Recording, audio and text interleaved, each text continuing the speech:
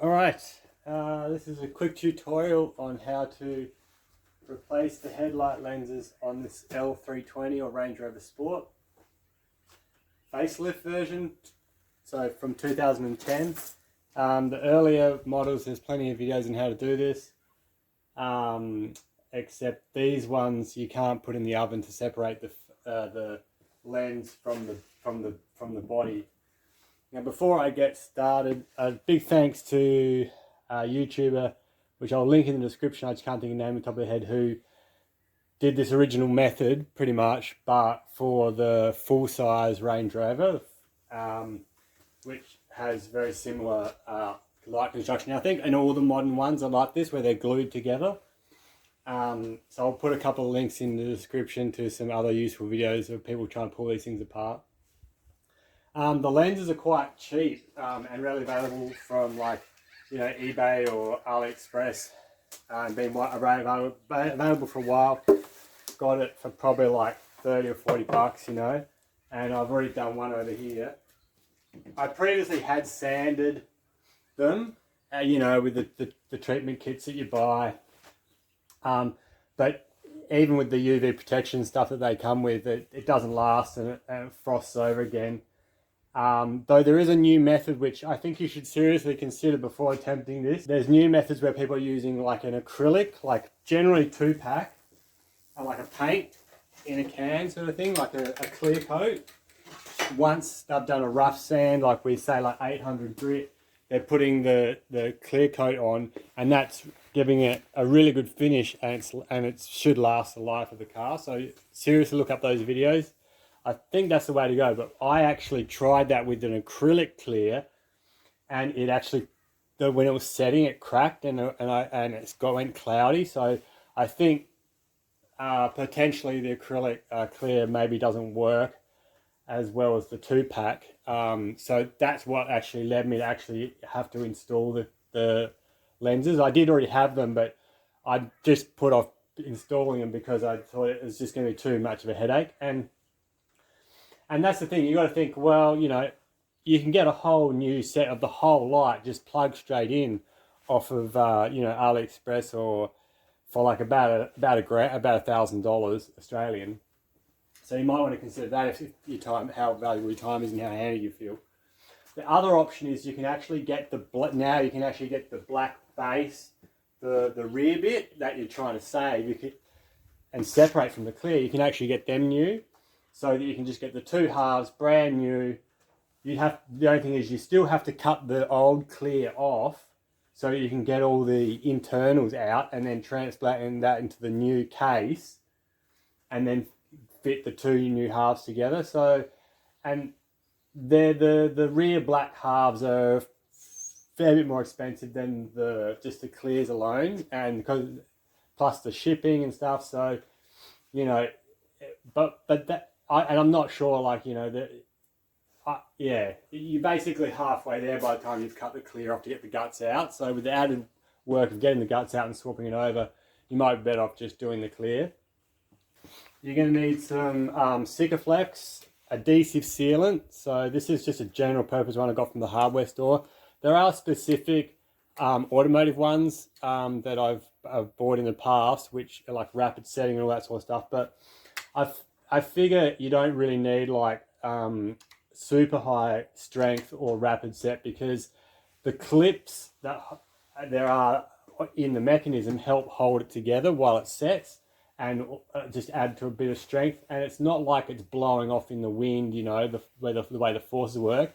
It's different to if you're like trying to glue like a strip down the side of your car, where it's just free hanging and exposed to all the elements. So I just went with what was readily available. So black, make sure you get black, and that it's the adhesive, not just your sealant. It's adhesive sealant. And then you're going to want a rotary tool. I guess that's one thing, or multi-tool. I think they're called a multi-tool. Yeah. So these are pretty handy when you need them. You don't use them a lot, but when you do need them, they're the best thing for it. So you need that. And then a couple of tips, the wood plastic tips. So you want just a general purpose sort of width one there. I don't know how big that would be. That's probably 35 mil wide. And then there was a narrower one in the kit, okay, which I've gone and used a Dremel. Let me see if I can just get this to focus. So I've used a Dremel to actually cut this, or a hacksaw, even narrower. And we're going to use that in the later stages for cleaning the black gunk, the black residue glue out of the channel before we re-glue it back together. So that makes light work of that. And obviously safety glasses. And you're going to need a T10 Torx. That's the smallest one in my set. You will need that. And a 7mm socket. And then maybe like a pair of grips. And obviously you want to put down a cloth where you're working, so you don't scratch anything. And then maybe like an air compressor, or even like an air pump or something, to help blow out all the plastic particles and dust that gets made by cutting it open. First step is to pull the light out. So the trick to this is actually quite easy, the way they've made it. There's 4 clips across the top here. Once you've released them, you just sort of get your fingers in here like this and really give it a good yank. And they're just clips at the bottom, a couple of clips, and the whole thing just pops out like that. And then you've got 2 locking tabs on either side here, which this is where a little hand tool like this is. Get it in here, pull these tabs up, over here and here, pull them up. If you go too far, you can actually, it'll sort of re-lock it. You've got to have a close look and check that the mechanism of the hole is attached to this bit that slides up and down is lined up with the sort of pin, so that it comes away nicely. Okay, tilt it up a bit. Then you've got a multi-plug on the back, which is your electrical plug. That you just squeeze the tab and that pops off, and then you've got the light, which is what we need now. This is been sanded a couple of times, but it's hard to get a really good finish, like I said. But you can see here the 2 halves. Let me just, yeah, there we go. So you can see that there's one of the clips there, and they just I guess they just help hold it together while the glue's setting. And it's in this channel that all this black sikaflex is, and no heat's going to get rid of that. So what you actually want to do is take off this bracket over here first. I mean, you don't need this first, you don't need this straight away, but eventually we will need to get in here to unplug some things, so you might as well just take it off now.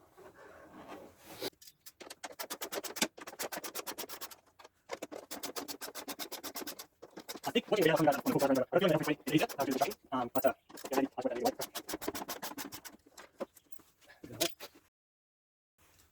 Alright, that gives access to these 2 ports on the side here, where there are, but it's mainly for putting this back together.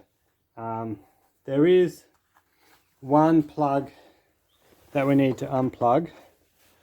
You can do it once you've got the face off a jar, but it might as well just do it now. It's just that one there, okay, the one facing upright. We do also need that bulb out, so we can do that. There we go, so we've done that. These are my cornering bulbs. That's an LED replacement. And then there's this one here, which I think is the indicator bulb. This one's a bit of a funny one. You've got to, once again, you can do this once it's apart, or you can do this now. I think you just pull it back like that. Okay, so the bulb comes out, no plug.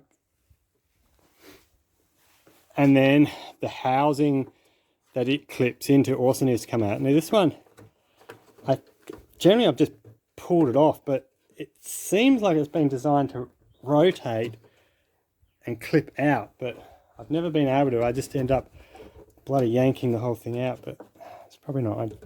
There we go, like that. Now, did I break something? No, I don't think so. Oh, yeah. The clips are still there, so it's a bit of a funny one. Like it's definitely got clips like it's meant to rotate. Maybe if you used a pair of pliers or something. Yeah, anyway, that's come out now. So I'll put these covers back on. And now the next thing is going to be to basically cut the thing open. So now what we want to basically do is work our way around with the wider one all the way around, basically where the corrugated, there's like a corrugated pattern in the plastic where that meets the clear again. So it sort of returns back down this edge. There's also two screws, like here is a screw and here is a screw coming from behind. So we'll cut around that side of it, just basically along that ridge there. On this side, we're going to cut a lot in there along that sort of inside edge, you call it, or ridge. And then just here, we're going to just cut across the top here. That's fine like that. And then underneath is the bottom. I'm probably going to cut along that channel there as well. Now the good thing here is there is plastic, this whole inner like reflector case housing mechanism, which is a separate piece which is attached to this by those screws. It doesn't really matter if you scratch that a little bit around these edges because it'll never be seen because it's got this corrugated opaque pattern built into it, plus it's inside the car, like it's behind the body. Same thing up on the top here, the bonnet comes over the top of here. So, but you know, we only want to cut through just as far as the plastic. You'll feel it and hear it. You only want to cut through just the first layer of plastic. But yeah, if you do go through and scratch it a little bit, that's not the end of the world. We'll try and retain the clips. So we'll use our wider piece and we will just start cutting. This is the point of no return. The other thing I found is that it cuts better if you, rather than sort of getting in like this, once you've sort of broken through and trying to sort of push this way, it actually works better if you have it on just a very slight angle and work your way around like that way rather than sort of coming in like this and pushing this way.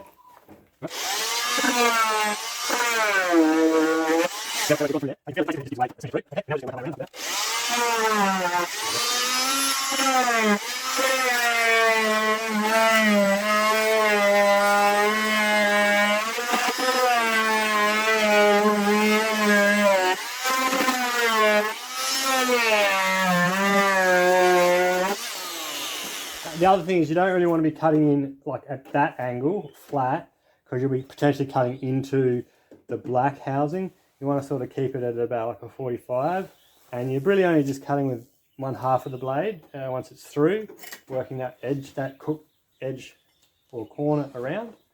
Okay, we'll keep going.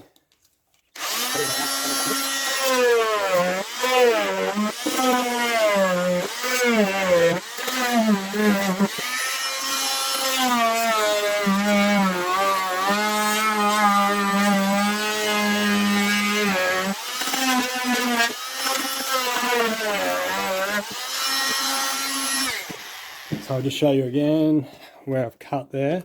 You know, I don't know that this is necessarily the perfect line, but I think this is pretty good. So there we go. So I've just cut around like that. You can see that. Oh, it's heavy. Okay. Now we're going to go along the bottom.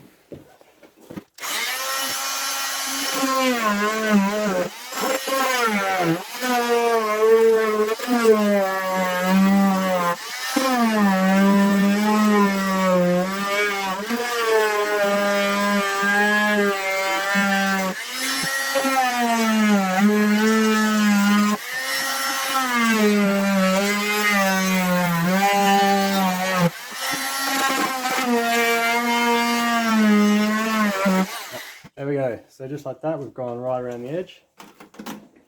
And it's just a little bit here, I think I have to.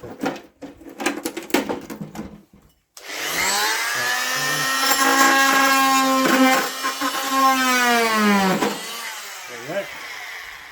There we go, just like that. And there we go. Now if you haven't unplugged those two lights and cables first, which you can still cut around like that and it will just pop open and you'll be able to get it open like just a little bit like that, and then you can sort of put your hands in here and unplug them and pull them out or operate them. You might prefer to do it that way. And on the inside of here, these are where the torque screws are here. 1, 2, 3, 4. That when you're ready, we undo them and then swap this inside reflector housing onto the new lens before we glue it in. So now we're going to just put that aside.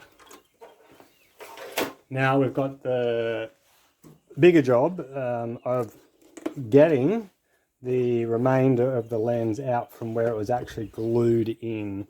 And it can be pulled out, so you know, depending on how much of a, and generally once you've got a bit out, got a start, it'll come out, the rest will come out a bit easier. So, and you can use grips where there's enough plastic to grip onto. And I think what I might do is actually just make a cut so that I can get a start somewhere. So I'm going to get this narrower piece that I've made and put that on the multi-tool.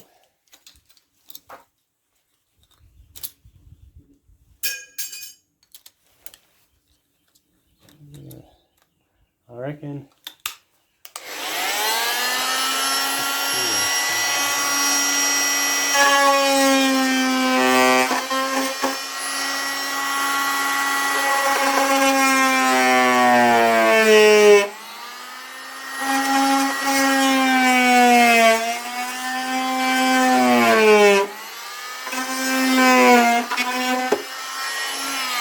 That might be enough. Get a hold of this. The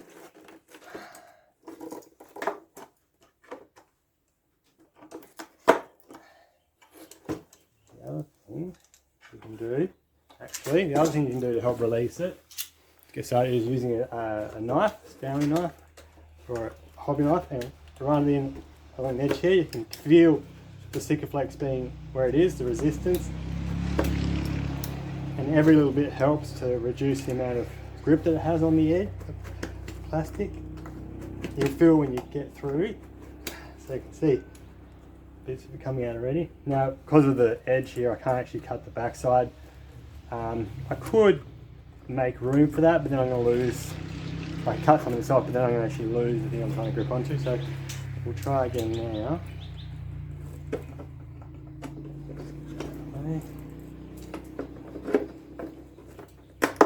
There we go.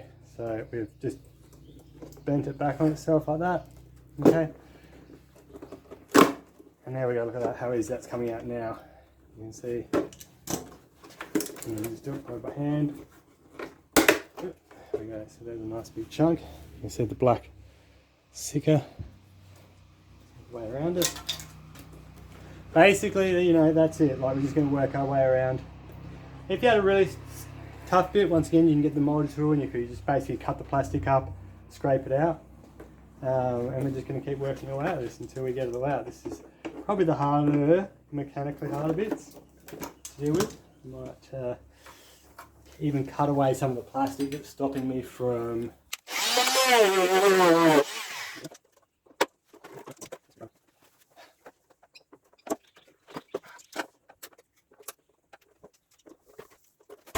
away. Let's go.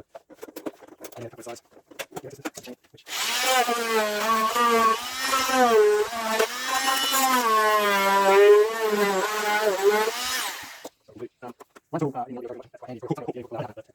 To the clips as well.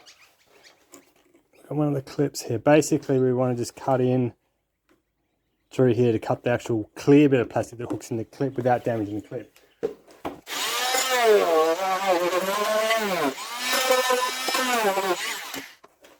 It's coming out pretty easy now.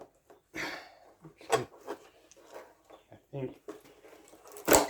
There we go, got a big chunk out there. Right around. Oh, I broke one of the clips. Okay. Yeah, so probably a good idea, because you might forget, cut away where the plastic of the clips are first, I reckon. Now, it's probably a good opportunity to mention that it's not the end of the world if you do break a few clips. Like on my first one, I just got so frustrated with it because I didn't really know the best way to do it that I actually cut off pretty much most of the clips off. And all you need to do is just use like a ratchet strap you know, like this sort of thing, to go around the whole body and hold it all together nice and tight while the adhesive's setting.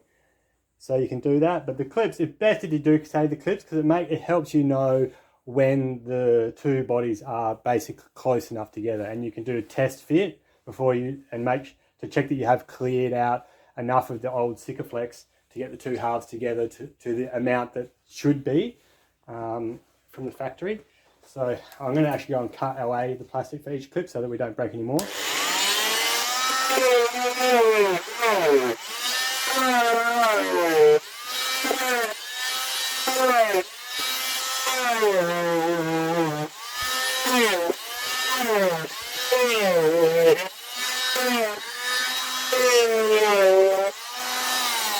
There we go, that's all the clips cut away now. We can continue. That one's tough.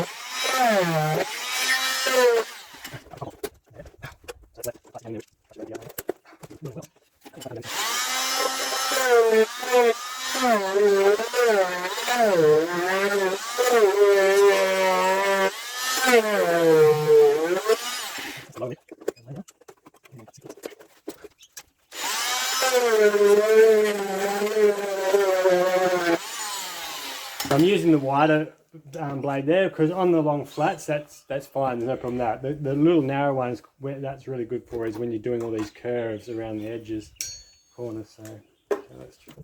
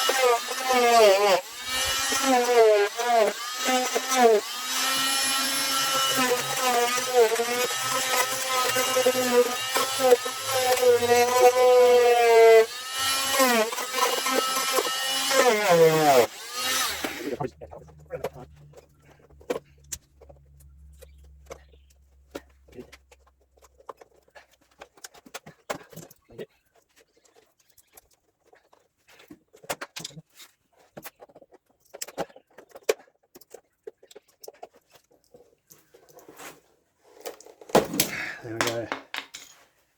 Alright, that's the hardest bit and the most physical. Next thing is going to be clearing out the Sika. Okay, so what can happen is you can cut through, right? You know, there's a couple of spots where I've already gone through here. It's inevitable, probably, you know, particularly when you're clearing out the thicker, but it's not the end of the world. On the other one I did have it in quite a few places. All you need to do is just put a bit of tape to cover the crack, and then that stops the sikaflex from oozing out of there and gives a nice clean finish. And the sikaflex will seal that up and hold it all together anyway. So now we're just going to work our way around and clear the channel.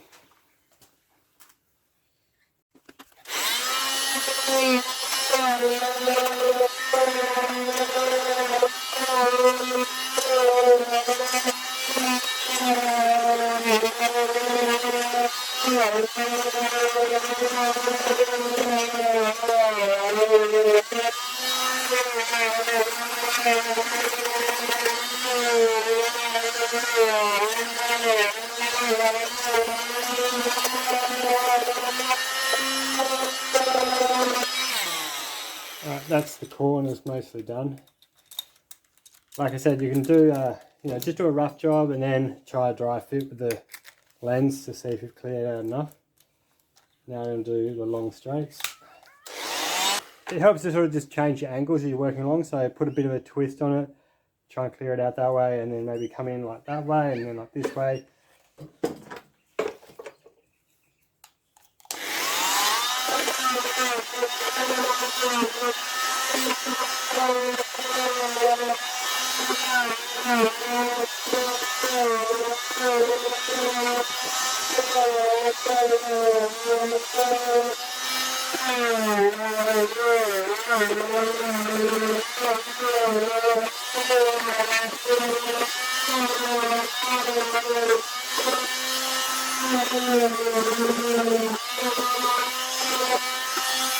Alright, that's probably rough, but good enough.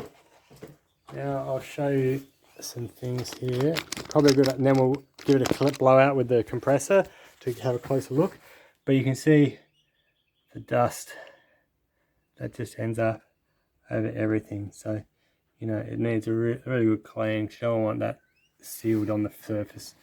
You're never going to get to it. So this is what the channel is starting to look like.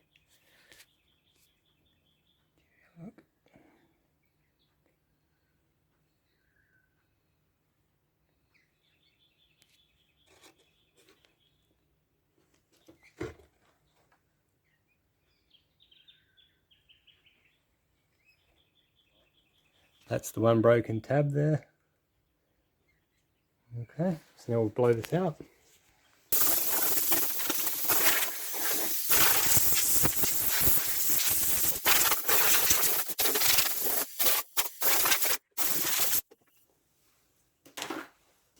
Alright, so the other thing to watch out for is what happens is with this projector lens here, you can actually get, the dust will get behind that, and like there's some in there now, because it's not a sealed unit where the globe goes in the back there and the adjusters and all that. So I just, you know, like blew dust in there. When at the very end, when I'm finished, I just like get the blower in here and angle it in the right little holes and gaps and blow all the dust off the back. But you just got to remember to do that before you seal it back up. Yeah, I'll go again after. It's really just blowing it out, lets you get a good view.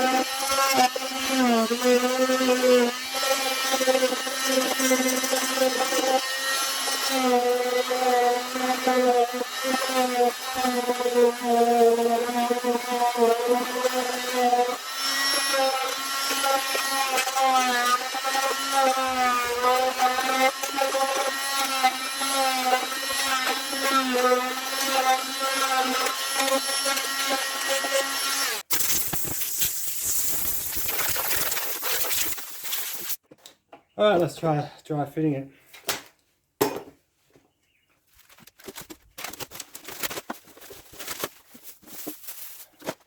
Right. So it's just got some Glad wrap basically over it to try and protect it a bit, which is fine to leave that on for now. Now, which way around does this go?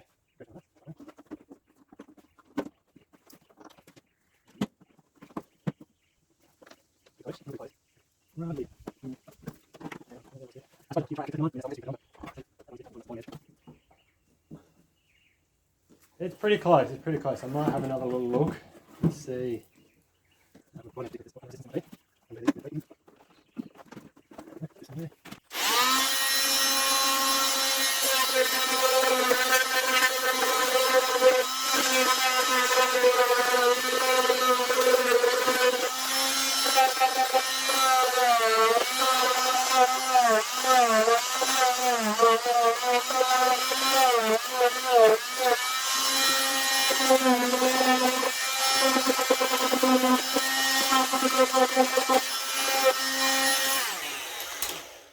I'd say that's probably good enough now. Let's give one more run around with the narrow one. The edges just.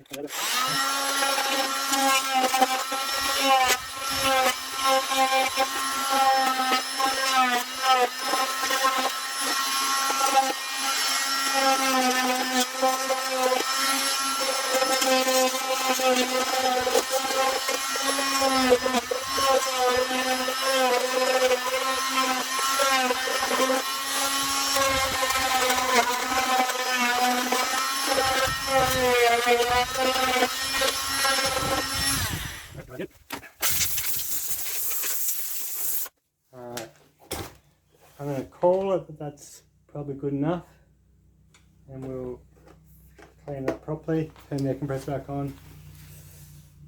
Alright, I've cleaned most of it off, but we've still got a bit of stuff in the lens there. I don't know if you're going to be able to see that. Yeah, it's behind the lens, so we just put this in around the back of the HID.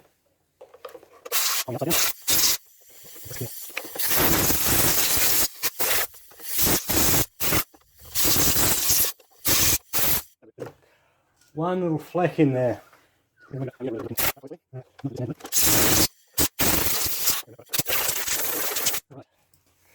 That's the hardest part of it all done now.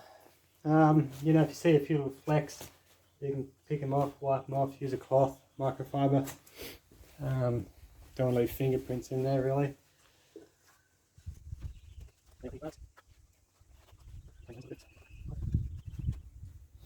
Basically, we're just going to put a bead all the way around the edge. Firstly though, actually, I did cut through in a couple more places. So I'm actually going to put some tape on the back.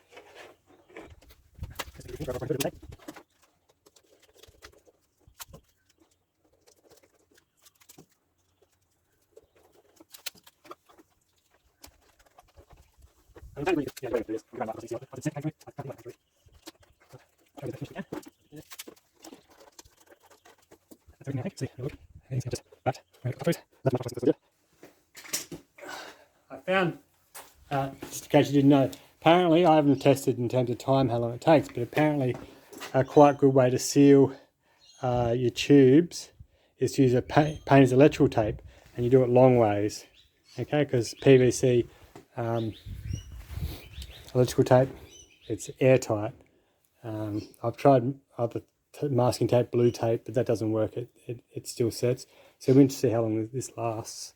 Yep, okay.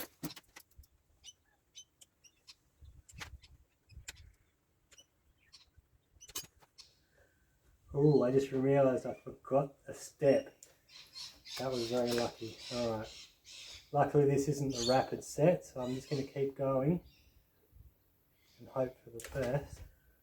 What I'm going to do is I'm going to transfer the innards the reflector from the old clear to the new clear.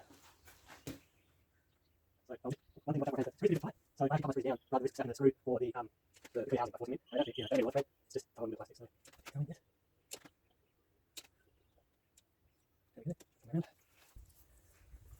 Okay, now the step that I forgot, which actually I need to make sure this is clean too, is to remove these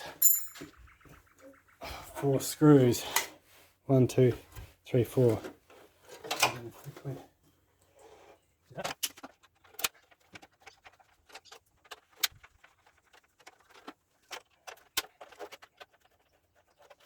Clean it up, away from the main.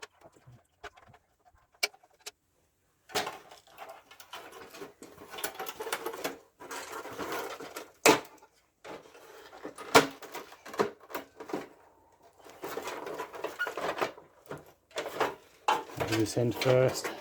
There you go. So opposite end of the reflector first. That's the bit that we want. I need to clean this over here.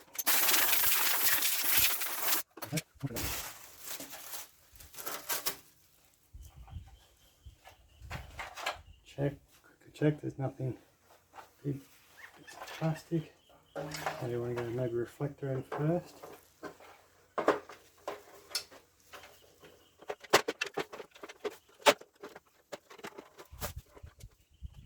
You're raising something unfortunate, not ideal.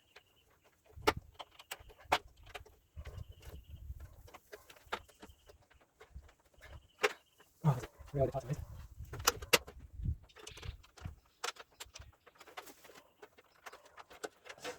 Sikaflex is the stuff you just cannot do a job without getting it somewhere where you don't want. Sometimes it's good to wear gloves when you're applying it, and then take those gloves off straight away, because chances are it's on your gun or your tube or somewhere. Okay, and then the shit just stains like it's impossible to get clean. You can clean that with metho while it's wet, and I reckon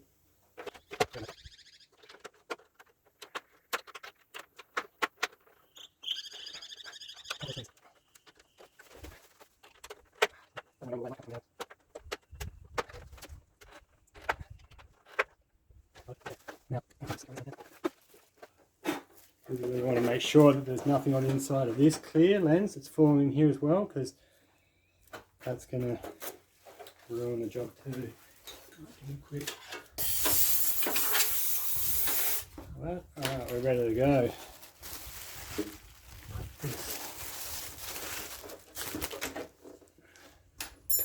Hopefully this hasn't set too much. Put it down. Actually, it'd probably be good to wear gloves in this too, because it's probably going to squeeze out a little bit. That's going in nice, straight on the clip. Yep, that one too. Yep, that's that one. But that's about it. I mean, that's it now. It's time. Just don't touch it and just let it dry for like a couple of hours. I reckon that's probably good enough. Oh yeah, I've got a little bit. Squeeze out. That's a bit there. That's the bottom of the here. That is good enough. That is good. That's good. It's hard to just stop touching it. You just got to. Okay. That's it. Basically, I'm going to leave this for a few hours. Maybe sit in the sun where it's nice and warm.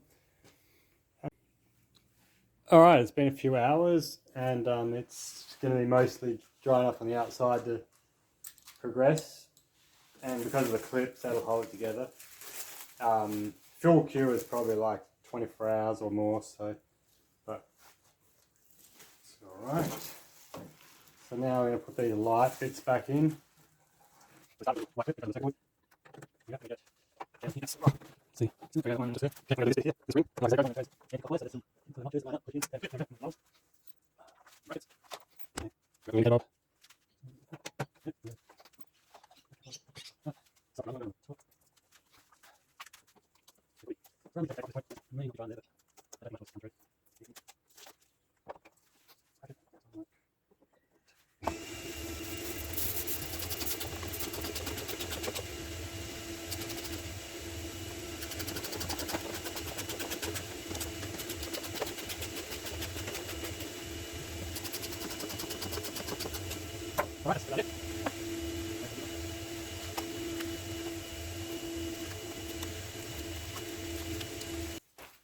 Alright, okay, we've got all that done. Ready for the big reveal. There we go.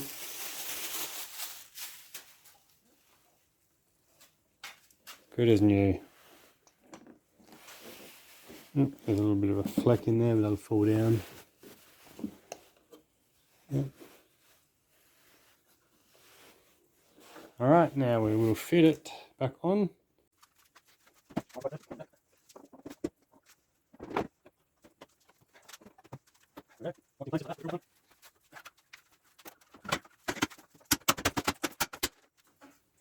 There we go. How is that? Nice. Much better.